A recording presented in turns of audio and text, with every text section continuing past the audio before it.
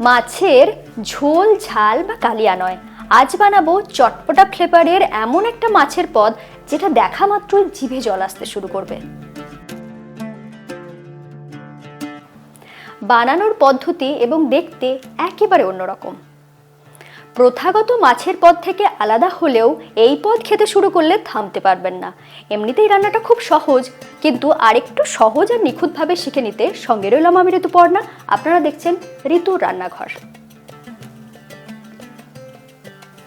আমি এখানে কাতলা মাছের পেটির পিস নিয়েছি, যেটাকে একটু ছোট করে কেটে নিয়েছি।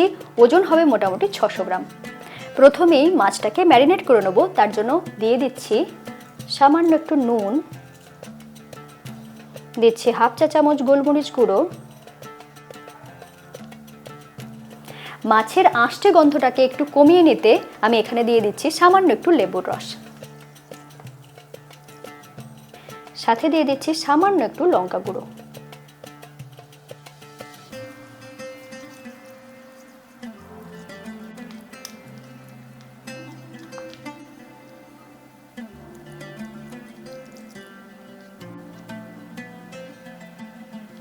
এইভাবে এটাকে ম্যারিনেট করে আমি কিছুক্ষণের জন্য রেখে দেব, মোটামুটি 10 থেকে 15 মিনিটের জন্য।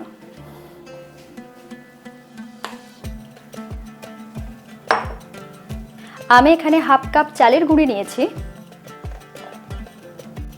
সাথে দিয়ে দিচ্ছি স্বাদ মতো নুন, দিচ্ছি হাফ চা চামচ জিরে গুঁড়ো, হাফ চা চামচ গরম মশলা গুঁড়ো। রংটা যাতে দারুণ আসে তার জন্য দিয়ে দিচ্ছি কাশ্মীরি লাল লঙ্কার গুঁড়ো 1 চা চামচ, সাথে দিয়ে দিচ্ছি 1 চা চামচ আদা রসুন বাটা।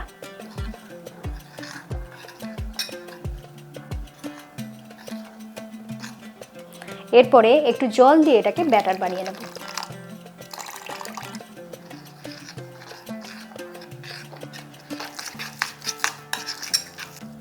জলটা কিন্তু একবারে পুরোটা দিয়ে দেবেন না, একটু একটু করে দিয়ে এটাকে মেশাতে থাকতে হবে।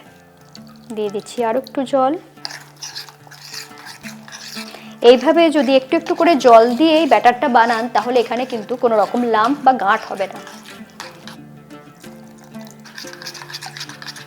দেখুন স্মুথ ব্যাটার তৈরি হয়ে গিয়েছে। এই ব্যাটারটা বানাতে আমার মোটামুটি 1 কাপ মতন জল লেগেছে। ঘনত্বটা একবার আপনাদের দেখিয়ে নিচ্ছি। দেখুন খুব বেশি পাতলা হবে না, একটু মোটার দিকে থাকবে ব্যাটারটা। এই রান্নাটাতে ঘরোয়া কিছু উপকরণ লাগবে, দেখে নিই কি কি লাগছে। আমি এখানে 2টো মিডিয়াম সাইজের টমেটোকে বেটে নিয়েছি। একটা ক্যাপসিকামের অর্ধেকটাকে এইভাবে কেটে নিয়েছি। আর নিয়েছি কিছুটা টমেটো, যেটাকে এইভাবে বড় সাইজের করে কুচি করে নিয়েছি। আর এখানে 2টো মিডিয়াম সাইজের পেঁয়াজকে এইভাবে একটু বড় সাইজের করে কুচি করে নিয়েছি। এরপরে রান্নাটা শুরু করে দেব। দিয়ে দিচ্ছি অলিভ অয়েল। আপনারা চাইলে সাদা তেল বা রিফাইন্ড অয়েল ব্যবহার করতে পারেন, তবে এই রান্নার ক্ষেত্রে সর্ষের তেলটা না ব্যবহার করলেই ভালো। অনেকে নিশ্চয়ই বুঝে গিয়েছেন এই মাছগুলো এরপরে এই ব্যাটারে ডিপ করে নিয়ে আমি ভাজবো। ম্যারিনেট করা মাছের একটা পিস নিয়ে নিলাম, এখানে দিয়ে দিলাম, এপিট ওপিট করে নিলাম।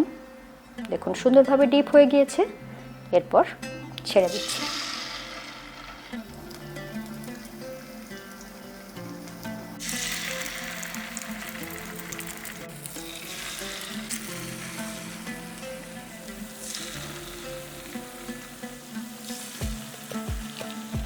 একসাথে অনেক বেশি মাছ ভাজতে যাব না, তাহলে কিন্তু ভাজতে একটু অসুবিধা হতে পারে। প্রথমে খুন্তি দিয়ে নাড়বেন না, এইভাবে একটু নাড়াচাড়া করে দেবেন, দেখবেন খুব সহজে ভাজা হয়ে যাবে। একটা সাইড একটু শক্ত হয়ে যাওয়ার পরে উল্টে নেব।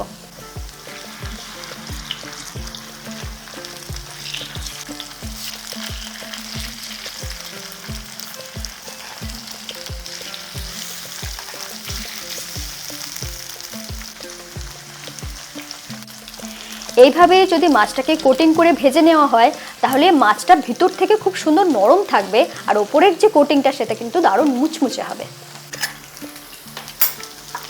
এই মাছটা ভাজার সময় লক্ষ্য রাখবেন ফ্লেমটা থাকবে মিডিয়াম ফ্লেমে, কিন্তু যখন তুলবেন সেই সময় হাই ফ্লেমে করে দেবেন, তাহলে এক্সট্রা তেলটা ছেড়ে দেবে।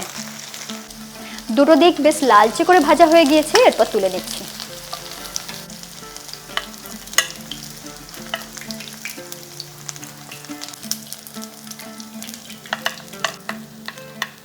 বাকি মাছগুলো এই একইভাবে দিয়ে দিচ্ছি।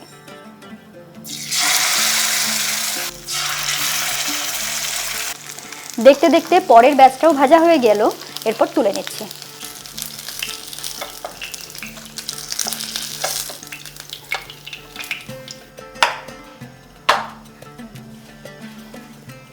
ওই তেলেই ফোড়নে দিয়ে দিচ্ছি গোটা জিরে হাফ চা চামচ, দিচ্ছি গোটা মৌরি হাফ চা চামচ, দিচ্ছি কাঁচা লঙ্কা কুচি, দিচ্ছি রসুন কুচি,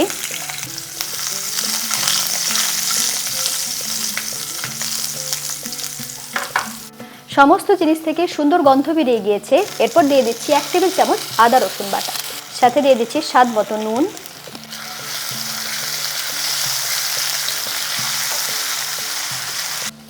আদা যখন কষাতে থাকবো ঠিক সেই সময় দিয়ে দিচ্ছি চিনি 1 চা চামচ। এই সময় চিনিটা দিলে রংটা খুব ভালো আসবে।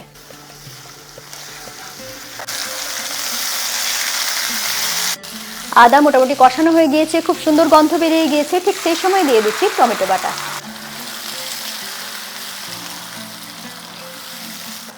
টমেটো কষাতে কষাতেই এখানে দিয়ে দিচ্ছি 1 চা চামচ কাশ্মীরি লাল লঙ্কার গুঁড়ো, দিচ্ছি হাফ চা চামচ গরম মশলা গুঁড়ো। এরপরে পুরো মশলাটাকে বেশ ভালো মতন কষিয়ে নিতে হবে যতক্ষণ না পর্যন্ত তেল ওপরে উঠে আসছে।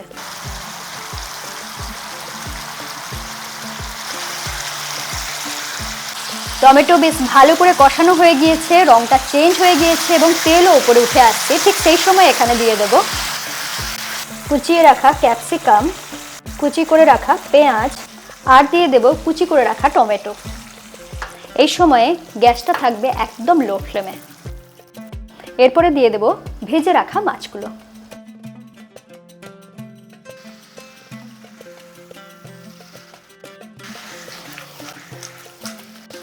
সুন্দরভাবে তৈরি হয়ে গিয়েছে। এরপর এখানে দিয়ে দিচ্ছি কিছুটা ধনেপাতা কুচি, দিয়ে দিচ্ছি সামান্য একটু সাদা তিল।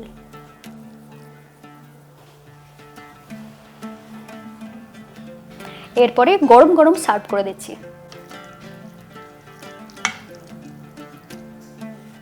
এরকম রেসিপি আগে কখনো খেয়েছেন কিনা আর এই ভিডিওটা আপনাদের কেমন লাগলো লিখে জানাতে ভুলবেন না, অপেক্ষায় থাকবো। এরকম নতুন নতুন সুন্দর সুন্দর ভিডিও পেতে আজই চ্যানেলটা সাবস্ক্রাইব করে নিন, বেল আইকন প্রেস করে রাখুন। সকলে খুব ভালো থাকুন, আবার দেখা হচ্ছে এরকমই নতুন রেসিপির সাথে।